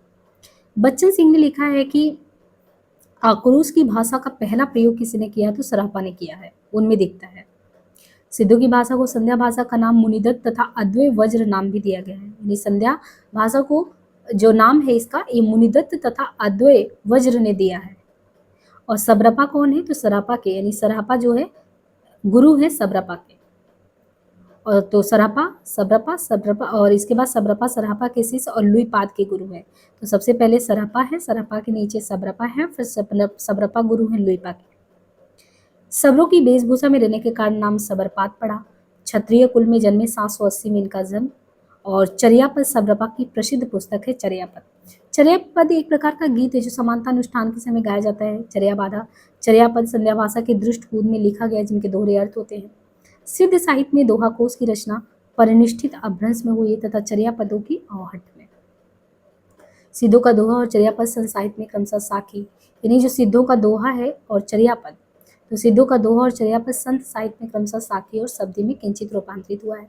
लुईपा का जन्म राजा धर्मपाल के शासनकाल में सन 773 ईस्वी में एक कायस्थ परिवार में हुआ। किसका? लुईपा का। लुईपा जो है सबरपा के शिष्य हैं। 84 सिद्धों में लुईपा का जो स्थान है वो प्रथम तथा सबसे ऊंचा माना जाता है। लुईपा साधना में इतने ऊंचे थे कि उड़ीसा के राजा दारिकपा और उनके मंत्री डोंगीपा इनके शिष्य हो गए थे। डोंबिका का जन्म मगध के क्षत्रिय वंश में सन 840 ईस्वी के आसपास हुआ। इनके द्वारा रचित 21 ग्रंथ कुल बताए जाते हैं, जिनमें डोंबी गीत का, योगचर्या, अक्षर द्विकोपदेश आदि प्रसिद्ध है। डोंबिपा विरूपा के शिष्य थे। कंडवा सिद्धों में सर्वश्रेष्ठ विद्वान तथा सबसे बड़े कवि हुए। कंडप्पा का जन्म कर्नाटक के ब्राह्मण वंश में सन 820 ईस्वी में हुआ था। राहुल सांकृत्यायन के अनुसार कंडप्पा पांडित और कवित्व में बेजोड़ थे। सांकृत्यायन के अनुसार कंडप्पा जो है पांडित और कवित्व में बेजोड़ थे। कंडप्पा बिहार के सोमपुरी स्थान पर रहते थे और जलंधारपा को अपना गुरु मानते थे। जैन साहित्य। जैन साधु ने अपने मत का प्रसार हिंदी कविता के माध्यम से पश्चिमी क्षेत्र में किया था। कहाँ पे किया था? पश्चिमी क्षेत्र में। रास काव्य परंपरा में प्राचीनतम ज्ञात ग्रंथ कौन सा है? तो रास काव्य परंपरा में रिपुदारण रास। डॉक्टर दशरथ ओझा ने इसका समय 905 ईस्वी बताया है। रास काव्य परंपरा में रिपुदारण रास। रिपुदारण रास संस्कृत भाषा में लिखा है तथा इसमें अभिनय, नृत्य और गान इन तीनों तत्वों का मिश्रण देखने को मिलता है। जिनदत्त सूरि द्वारा रचित उपदेश रसायन रास अभ्रंश भाषा का सर्वप्रथम रास ग्रंथ है। कौन सा है? उपदेश रसायन रास सर्वप्रथम। और अभ्रंश भाषा का अगर दूसरा रास या रासक काव्य देखें तो अब्दुल रहमान का संदेश रासक है। हिंदी का पहला ऐतिहासिक कौन सा रास ग्रंथ है? तो हिंदी में जो पहला ऐतिहासिक रास ग्रंथ है उसका नाम है पंच पांडव रचित रास। ये जो पंच पांडव रचित रास है इसके लेखक भी शालिभद्र सूरि द्वितीय को माना जाता है, लेकिन यहाँ पे द्वितीय है और समय इनका 1350 ईस्वी है। मुनि जन विजय डॉक्टर दशरथ ओझा, डॉक्टर गणपति चंद्र गुप्त ने श्री शालिभद्र सूरि द्वारा रचित भरतेश्वर बाहुबली रास को हिंदी जैन रास परंपरा का आदि काव्य माना है। तो कौन कौन माना है? गणपति ने ही नहीं, दशरथ ओझा, मुनिजन विजय ने भी माना है। बाकी हिंदी के पहले कवि शालिभद्र सूरि को माना ही जाता है। गणपति चंद्र गुप्त ने गणपति ने तो शालिभद्र सूरि को माना ही है। बाकी भरतेश्वर बाहुबली रास तो 1184 में लिखा ही गया था। इस ग्रंथ में भरतेश्वर तथा बाहुबली के चरित्र का वर्णन है। ग्रंथ 205 छंदों में एक सुंदर खंड काव्य है ये। और भरतेश्वर बाहुबली का संपादन जो है इसके संपादित ग्रंथ में मुनिजन विजय ने इसका किया था। और प्रसिद्ध जैन आचार्य देवसेन इनके द्वारा जो श्रावकाचार को डॉक्टर नगेन ने हिंदी का पहला रचना माना। देवसेन ने सन 933 ईस्वी में श्रावकाचार की रचना कि श्रावकाचार में 250 दोहों में श्रावक धर्म का प्रतिपादन किया है। देवसेन के अन्य ग्रंथ हैं नय चक्र, दर्शन सार, भाव संग्रह, आराधना सार और तत्वसार तथा सवाय धम्म दोहा। तो देवसेन के ये ग्रंथ हैं नय चक्र, दर्शन सार, भाव संग्रह, आराधना सार, तत्वसार तथा सवाय धम्म दोहा। इन ग्रंथों में इनका नय चक्र बहुत प्रसिद्ध है। देवसेन के नय चक्र को लघु नय चक्र के नाम से भी जाना जाता है। देवसेन अपने ग्रंथ में जैन धर्म के अनेक संघों की उत्पत्ति लिखी है जिन्हें उन्होंने जैनाभास का नाम दिया है। और बृहद नय चक्र की रचना किसने की है? तो बृहद नय चक्र की रचना देवसेन के शिष्य हैं। देवसेन के शिष्य का नाम है माइल धवल, उन्होंने किया था। बृहद नय चक्र का वास्तविक नाम दब्ब सहाय पवाश द्रव्य स्वभाव प्रकाश है। पहले यह ग्रंथ दोहा बंध में था किंतु बाद में किसी शुभंकर के कहने से प्राकृत में गाथा बंद कर दिया गया। द्रव्य स्वभाव प्रकाश दब्ब सहाय पयास पहले पुरानी हिंदी अभ्रंश भाषा में लिखा गया था। दब्ब सहाय पयास अब प्राकृत भाषा में मिलता है। दब्ब सहाय पयास माइल धवल की रचना है। शालिभद्र सूरि के बुद्धिरास नामक ग्रंथ का संग्रह उनके शिष्य शिवी ने किया था। आसगु नामक कवि ने जालौर में लगभग 1200 ईस्वी के आसपास 35 छंदों का एक लघु खंड काव्य चंदनबाला रास नाम से लिखा। आसगु ने जीव दया रास नामक एक अन्य ग्रंथ की भी रचना की है। जिन धर्म सूरि ने 1209 ईस्वी में अस्तुली भद्र रास की रचना की। अस्तुली भद्र रास में रचयिता का नाम जीर्ण धाम में मिलता है जो जिन धर्म का ही पर्याय समझा जाता है। विजय सेन सूरि ने रेवंतगिरी रास की रचना कब की? तो 1231 ईस्वी के आसपास किया। रेवंतगिरी रास में जैन तीर्थ रेवंतगिरी तथा तीर्थंकर नेमिनाथ की प्रतिमा के महत्व का प्रतिपादन किया गया है। रेवंतगिरी रास 4 कड़वकों में विभक्त है, 4 करवड़ में। और रेवंतगिरी रास की ही भांति कभी पल्लड़ द्वारा रचित आबू रास 1232 ईस्वी में भी जैनियों के प्रसिद्ध स्थान आबू मंदिर का वर्णन किया गया है। मुनि समतगढ़ी ने नेमिनाथ रास में जैन तीर्थंकर नेमिनाथ के चरित्र का वर्णन अत्यंत संक्षेप में किया है। नेमिनाथ रास की रचना 1213 ईस्वी में हुआ। इसमें कुल 58 छंद है। चौपाई छंद में 12 मासा का वर्णन विनय चंद्र सूरि द्वारा रचित नेमिनाथ चौपाई से माना जाता है। विजय सेन सूरि की अन्य रचनाओं में मल्लीनाथ महाकाव्य है, पार्श्वनाथ चरित है, कल्प निरुक्त, वसैमाल, कड़ापा छप्पन। जैन रास परंपरा के अन्य कवि में देखें तो प्रमुख कवि और रचना में प्रज्ञा तिलक जो है कछुली रास 1306 में, यानी रचना जो है प्रज्ञा तिलक जो कवि है, ये कवि का नाम है प्रज्ञा तिलक। और जो प्रज्ञा तिलक कवि इनका जो रचना है कछुली रास 1306 ईस्वी। दिल्हड़ जो कवि हैं इन्होंने गए सुकुमाल रास 14वीं सदी में लिखा। सार मूर्ति जिन पद्मसूरी पट्टाभिषेक रास 1333 में लिखा। अभयदेव सूरी जय तिवड़ चंद्रमुनि ने पुराण सार लिखा। कनकमार मुनि इंपॉर्टेंट है।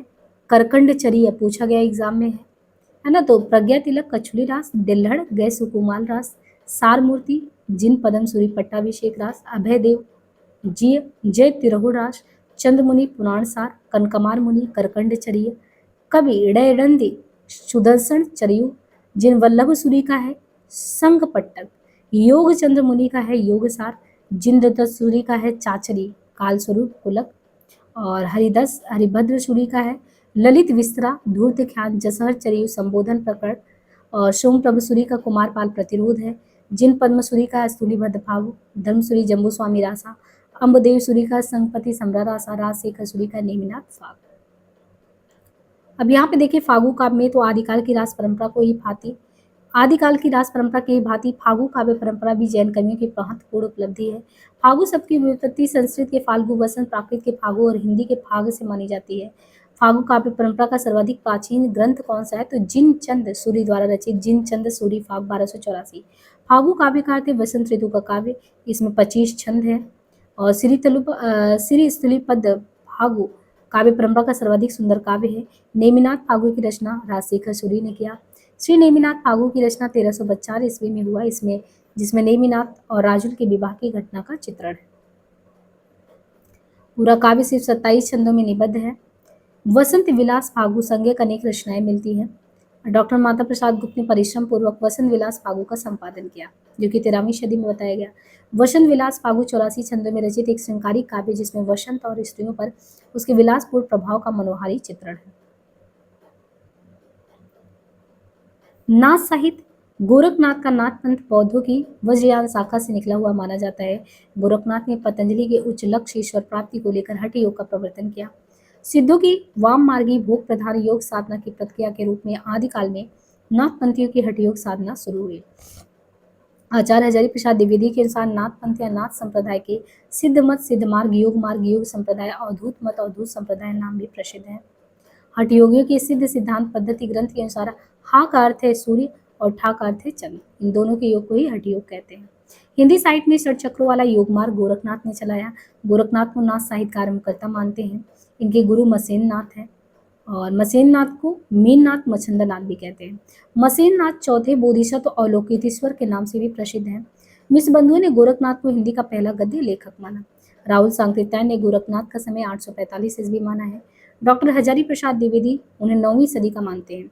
आचार्य रामचंद्र शुक्ल और डॉक्टर राम कुमार वर्मा ने 13वीं सदी को बताते हैं और विदामत दत्त बड़द्वाल उन्हें 11वीं सदी का मानते हैं। आचार्य हजारी प्रसाद द्विवेदी ने लिखा कि शंकराचार्य के बाद इतना प्रभावशाली और इतना महिमान्वित भारत में दूसरा नहीं हुआ। भारतवर्ष के कोने कोने में उनके अनुयायी आज भी पाए जाते हैं। भक्ति आंदोलन के पूर्व सबसे शक्तिशाली धार्मिक आंदोलन गोरखनाथ का भक्ति मार्ग ही था। डॉक्टर पीताम्बर दत्त भड़द्वाल ने गोरखनाथ के 14 ग्रंथों को प्रमाणित मानकर उनका संपादन गोरखबानी नाम से किया है।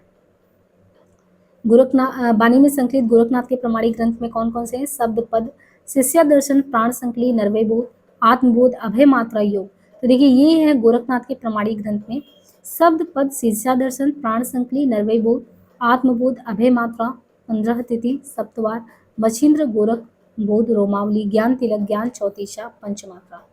गोरखनाथ की संस्कृत भाषा में लिखे निम्नलिखित ग्रंथ बताए जाते हैं, जिसमें सिद्ध सिद्धांत पद्धति है, विवेक मार्तंड, शक्ति संयम तंत्र, निरंजन पुराण, वैराट पुराण, गोरख शतक, योग सिद्धांत पद्धति, योग चिंतामणि। 10वीं सदी के प्रसिद्ध काश्मीरी आचार्य अभिनव गुप्त ने अपने तंत्रालोक में मच्छंद बिहू या मसेन नाथ की वंदना की। 9 नाथों की संख्या कितनी है? 9 है। गोरक्ष सिद्धांत संग्रह में 9 प्रवर्तकों के नाम दिए हैं: नागार्जुन, जड़भरत, हरिश्चंद्र, सत्यनाथ, भीमनाथ, गोरक्ष, चरपट, जलंधर, मलयार्जुन। डॉक्टर रामकुमार वर्मा ने 9 नाथों में किसका नाम दिया? आदिनाथ, मत्सेन, गोरख, गृहणीनाथ, चरपट, चौरंगी, ज्वालेन्द्र, भरतनाथ, गोपीचंद। आदिनाथ को परवर्ती संतों ने शिव माना है, यानी आदिनाथ जो है उनको बाद के संतों ने शिव माना है, और चरपट का पूर्ण नाम चरकानंद था। नाथ संप्रदाय में जलंधर को बालनाथ कहा गया और चौरंगीनाथ गोरक्षनाथ के शिष्य थे और ये पूर्ण भगत नाम से प्रसिद्ध हुए। नागार्जुन गोरखनाथ, चरपट तथा जलंधर का नाम नाथ और सिद्ध दोनों में गिना जाता है। नाथों में रासायनी नागार्जुन को माना जाता है। नाथपंथ के जोगियों को कनफटा भी कहा जाता है। नाथपंथियों की भाषा सदुकड़ी थी, जिसका ढांचा कुछ खड़ी बोली लिए हुए राजस्थानी था। गोरखनाथ ने अपनी रचना में गुरु महिमा, इंद्रिय निग्रह, प्राण साधना, वैराग्य, मनः साधना, कुंडलिनी जागरण, शून्य समाधि आदि का वर्णन किया है। मसेंद्र का वास्तविक नाम विष्णु शर्मा माना जाता है। इनकी लिखी संस्कृत रचना काल ज्ञान निर्णय का संपादन किसने किया? प्रबोधचंद बागची ने।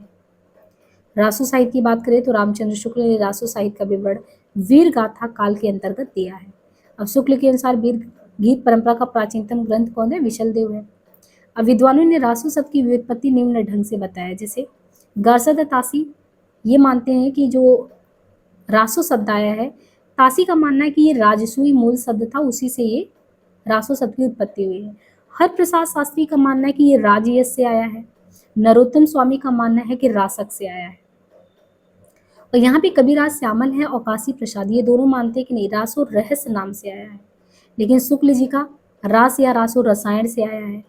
तो आपको ये ध्यान रखना है कि हजारी प्रसाद जी रासक से मानते हैं, शुक्ल जी रसायन से मानते हैं, और रामस्वरूप चतुर्वेदी राउस या रस से मानते हैं। ठीक है। और रासक से कौन कौन मानता है? तो दशरथ शर्मा, माता प्रसाद गुप्त रासक से मानते हैं। रासक से देखिए कई लोग मानते हैं, जैसे आप यहाँ पे देखो नरोत्तम स्वामी रासक से मानते हैं, हजारी प्रसाद जी भी रासक से मानते हैं, और रासक से दशरथ शर्मा, माता प्रसाद भी मानते हैं, और गणपति चंद ने तो रासक से रास, रास से रासा, रासू से रासो, ऐसा पूरा ही बता दिया है। रासो साहित्य के प्रमुख रचनाकार व रचना शुक्ल जी के अनुसार यहाँ क्रम से दिया है, जैसे दलपति विजय कवि हैं और रचना है कुमार रासो। तो जो ये कुमार रासो लिखा गया है, बीर रस से उत्प्रोत राजस्थानी भाषा में प्रबंध काव्य है। कुमार रासो प्रबंध काव्य है और 9वीं सदी में लिखा गया। नरपति नाल ने जो विशल देव रासो लिखा, एक वीर गीत है और 4 खंड में है और श्रृंगार काव्य है। 1212 में लिखा गया विशल देव। जगनिक का जो परमाल रासो आल्हा खंड है, 1230 में लिखा गया, वीर गीत है। चंद्रबरदाई पृथ्वीराज 69 समय है, डिंगल में है, प्रबंध काव्य है। केदारनाथ भट्ट का है जय चंद्र प्रकाश 1224 में, प्रबंध काव्य। और मधुकर भट्ट का जय मैंग चेस चंडिका प्रबंध ही है। सारंगधर हमीर रासो, नल सिंह विजयपाल रासो, ये भी 42 छंद है, इसमें वीर गीत है। श्रीधर का रणमल छंद 1454 में वीर, और जो है 70 छंद और डिंगल में वीर गीत है। शुक्ल जी ने लिखा है कि चंद्रबरदाई हिंदी के पहले कवि हैं और पृथ्वीराज रासो पहला महाकवि है। मिश्र बंधु ने लिखा हिंदी का वास्तविक प्रथम महाकवि चंद्रबरदाई को ही कहा जा सकता है। पृथ्वीराज रासो की प्रामाणिकता अप्रामाणिकता में विद्वानों के बीच मतभेद है, जो निम्नलिखित है। जैसे हमने पहले भी बात किया था कि जैसे इसमें प्रमाणिक मानने वाले हैं श्याम सुंदर दास, मिश्र बंधु, विष्णुलाल पांड्या, कन्नल ताड़ी, ये चारों लोग प्रमाणिक मानते हैं। लेकिन जो पृथ्वीराज रासो है उसको अप्रमाणिक, कि वो सही नहीं है। शुक्ल जी कहते हैं कि वो सही नहीं है। देवी प्रसाद कहते हैं, कविराज श्यामल कहते हैं, हीरा चंद ओझा कहते हैं, बुल्हर कहते हैं, मुरारी दीन कहते हैं। यानी अप्रमाणिक मानने वालों की संख्या ज्यादा है। और आधा प्रमाणिक है तो हजारी प्रसाद द्विवेदी कहते हैं आधा प्रमाणिक है, सुनीति कुमारी कहती है, दशरथ ओझा कहते हैं। तो आप इनका याद रख सकते हैं कि हजारी प्रसाद जी, सुनीति और दशरथ ओझा, मुनिजन विजय, ये 4 लोग ऐसे हैं जो इसको अर्ध प्रमाणिक मानते हैं।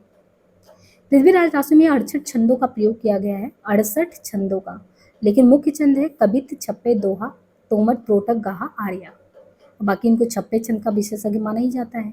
सुखसुखी संवाद, हजारी प्रसाद द्विवेदी जी ने कहा कि ये सुखसुखी संवाद में लिखा गया है। डॉक्टर बुल्हर ने सबसे पहले कश्मीरी कवि जयानक पृथ्वीराज विजय के आधार पर सन 1875 में पृथ्वीराज रासो को अप्रमाणिक माना था। पृथ्वीराज विजय करके एक रचना मिली, तो कश्मीरी कवि जयानक ने उसी आधार पे, मतलब ये कश्मीरी कवि जयानक का पृथ्वीराज विजय था, उसी के आधार पे 1875 में बुल्हर ने कहा पृथ्वीराज रासो जो है अप्रमाणिक है। बाकी इसको पूरा किया था चंद्रबरदाई के पुत्र जलहर ने। बच्चन सिंह ने लिखा है कि पृथ्वीराज रासो एक राजनीतिक महाकाव्य है, दूसरे शब्दों में राजनीति का महाकाव्यात्मक त्रासदी है। हिंदी में सबसे पहले 12 मासा का वर्णन नरपति नाल के विशल देव रासो में देखने को मिलता है। कैमास वध जो पृथ्वीराज रासो का एक महत्वपूर्ण सर्ग है। शुक्ल जी ने वीर काव्य परंपरा का पहला ग्रंथ विशल देव रासो को माना है, वीर काव्य का। परमाल रासो में आल्हा उदल नामक 2 सरदारों की वीरता का वर्णन है और ये 1865 में फर्रुखा के तत्कालीन जिलाधीश चार्ल्स इलियट ने इसको प्रकाशित कराया था। आल्हा खंड बरसात ऋतु में यूपी के बैसवाड़ा और पूर्वांचल बुंदेलखंड में गाया जाता है। विद्यापति की बात करें तो 1350 से 1450 इनका समय है। विद्यापति की गुरु के नाम है गुरु का नाम है पंडित हरि मिश्र। विद्यापति बिहार प्रांत के दरभंगा के बिपसी नामक गांव के थे। इनकी देखिए रचनाओं को 3 पार्ट में बाँटा गया है मैथिली में।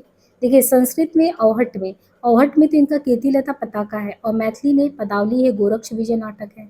संस्कृत में शैव सर्वस्व गंगा वाक्यावली और भी रचनाएँ हैं यहाँ पे देखिए। तो संस्कृत में ज़्यादा है दुर्गा भक्त तरंगड़ी, भू परिक्रमा, दान वाक्यावली, पुरुष परीक्षा, विभाग सार लिखनावली।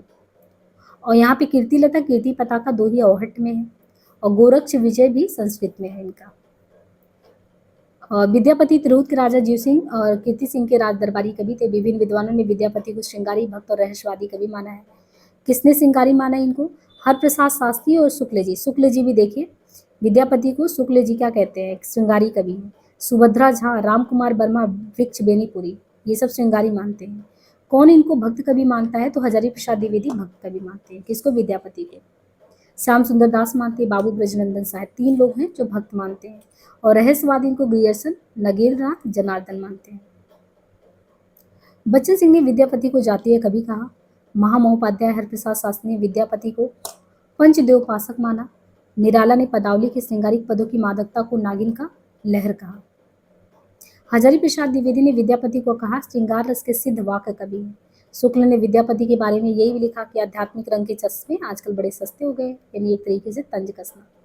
बाकी विद्यापति के प्रशंसकों ने उन्हें कई उपाधियां दे रखी है जो एग्जाम में पूछा जाता है। उन्हें अभिनव जयदेव कहा जाता है, कवि शेखर कहते हैं, कवि कंठहार कहते हैं, नव कवि शेखर कहते हैं, खेलन कवि, दशावधान, पंचानन, मैथिल कोकिल। वैसे विद्यापति जो है शैव संप्रदाय को मानने वाले थे और इन्होंने जो कीर्तिलता लिखा उसकी रचना जो है भृंग भृंगी संवाद में हुआ है। भृंग भृंगी विद्यापति की महत्वपूर्ण पद्य का अंश है। जैसे कीर्तिलता से कुछ पंक्तियां हैं। देसिल पैना सब्जन मिठा, ते तैसन जपहूँ अवहट्टा, रज लद्द असलान बुद्धि बिक्कम चले हारल। इनके अलावा जैसे पंक्ति है, कांतो तुरक बरकर बार जाए ते बेकार धर, कांतो तुरक बरकर बार जाए ते बेकार धर। और दरी अनाय बाभन बरुआ, माथा चढ़ावी गाय के चरुआ, हिंदू बोले दुरही रिकार छोटो तुरका भक्की मार। इनके अलावा जय सुरसा हो से ममभाषा, जाति अजाति विवाह अधम उत्तम का पारक, पुरुष कहाड़ी हो कहो जश पंथावे पुदु, बालचंद बिज्जा हो भाषा। कीर्तिलता से था और पदावली से यहाँ पे दिया गया है। खने खन खन नयन कोन अनुसरई, खने खन वसन दूल दुन भरई, सुधा मुख के बिह निर्मल बाला, सरस बसन समय भाला पावली दक्षिण। हिंदी में विद्यापति को कृष्ण गीति परंपरा का प्रवर्तक भी मानते हैं। बाकी अमीर खुसरो 1253 से 1325, वास्तविक नाम अबुल हसन था। निजामुद्दीन औलिया केसे से खड़ी बोली के आदि कवि। दिल्ली के सिंहासन पर 11 राजाओं का आरोहण यही देखने वाले थे। इतिहास के विद्वान डॉक्टर ईश्वरी प्रसाद ने अमीर खुसरो को महाकवि या कवियों में भी राजकुमार कहा है। विद्वानों ने इनके बारे में जो रचनाओं की संख्या बताई है 100 बताई, जिनमें महत्वपूर्ण खालीबारी, पहलिया, मुकरिया, 2 सूखने गजल है। इनके पहलियों और मुकरियों में उक्त वैचित्र की पद प्रधानता देखने को मिलता है। पद्यांश में देखिए जैसे इनकी पद्य की पंक्तियां हैं, चामन तूतिये हिंदुम अरस्त पुरसी, जे मन हिंदुई पुरुष न ताज गोया। अतः मैं हिंदुस्तान की तूती हूँ, अगर तुम वास्तव में मुझसे कुछ पूछना चाहते हो तो हिंदवी में पूछो। इनकी पहेलियां जैसे एक थाल मोती से भरा सबके सिर औंधा धरा, इसका मतलब क्या है? आकाश। पूछा जाता है ये सब। एक नार ने अचरज किया, सांप मार पिजड़े में दिया तो दिया बत्ती। जैसे एक दिया में सांप कुंडली मार के तो दिया बत्ती। एक नार ने 2 को लेपटी, टेढ़ी होके बिल में बैठी। जैसे होता नहीं कि डोरी जो पड़ता है ना, तो पायजामा, अरत पे इसका बूझेगा मुंह देखोगे तो सूझेगा, शीशा के लिए। ब्रज भाषा में इन्होंने कुछ पंक्तियां इनकी है, जैसे चूक भई कुछ बासो ऐसी, देश छोड़ भयो परदेसी, या एक नार पिया को भानी, तन वाको सरगा जो पानी, चाम मास वाके नहीं के हाड़ हाड़ में वाके छे। दोहे और गीत ब्रज भाषा में है, जैसे उज्ज्वल बरन अधीन तन, एक चित दो ध्यान, देखत में तो साधु है निपट पाप की खान। दूसरा, खुसरो रैन सुहाग की जाकी पी के संग, तन मेरो मन पियो को दो भव एक रंग, गोरी शोए सेज पर है, या मोरा जोबना नवलेरा भयो है गुलाल, या जे हाल मिसकी मकून तो गाफल। प्रस्तुत महत्वपूर्ण पंक्तियों में जैसे गोरखनाथ के छंद है, जैसे नौलक पातर आगे नाचे पीछे सहज अखाड़ा, ऐसे मन ले जोगी खेले तब अंतर बसे भंडारा, या अंजन माही निरंजन भेड़िया तिलमुख भेटिया तेलम, नाथ बोले अमृतवाड़ी बरसेग कौली पाड़ी, गुरु कीजे महिला निगुरा न रहिले, गुरुपन ज्ञान न पावला रे भैले, या अवधु रैया हाटे बाटे रूज बिरस की छाया, स्वामी तुम्हें गुरु गोसाई, या आ भी अंतर की त्यागे माया। इसी तरीके से और भी पंक्तियां हैं यहाँ पे, तू बतिया मेटी सहज में रहे, औधु मन चंगा तो कटौती में गंगा। कुकुरपा की छंद है, हऊ निवासी खमड़ भतारे, ससुरी नील गेल बहुड़ी जागे। पृथ्वीराज रासो से पंक्ति है जैसे, राजनीति पाइये ज्ञान पाइये सुजानिए, उक्ति धर्म विशाल से राजनीति नौ रसम, खटभाषा पुराणम, कुटिल के सुदेश अहि परिचितत विकसद, रघुनाथ चरित हनुमंत कृत भूप भोज उद्धरी जिम। तो ये कुछ पृथ्वीराज से पंक्तियां हैं। और लौकिक साहित्य में ढोला मारूरा दोहा 11वीं सदी में रचित एक प्रसिद्ध प्रेम काव्य है। दोहा छंद में है। 17वीं सदी में कुशल राय नामक कवि ने कुछ चौपाइयां जोड़कर इसका विस्तार किया। और ढोला नामक राजकुमार और मारवड़ी नामक राजकुमारी की प्रेम कथा। इस काव्य का मूल कवि कौन था? कल्लोल था। और इसी में ये पंक्तियां भी है, सोठियो दूहा बलो भली मावड़री बात, जोबन छाई धड़बली तारम छाई रात। वसंत विलास 13वीं सदी में रचित महत्वपूर्ण काव्य ग्रंथ है। वसंत विलास कुल 84 दोहे में रचित एक श्रृंगारिक काव्य है। स्त्रियों पर उसके विलासपूर्ण प्रभाव का मनोहारी चित्रण है।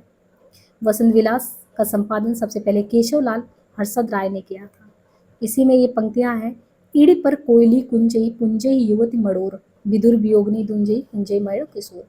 विविध में देखें तो अभ्रंश भाषा में कुल 3 प्रकार के बंद पाए जाते हैं, दोहा बंद, पधड़िया बंद और गेय पद बंद। हजारी प्रसाद द्विवेदी ने लिखा है, दोहा या दूहा अभ्रंश का अपना छंद है, उसी प्रकार जिस प्रकार का गाथा प्रकृत का अपना।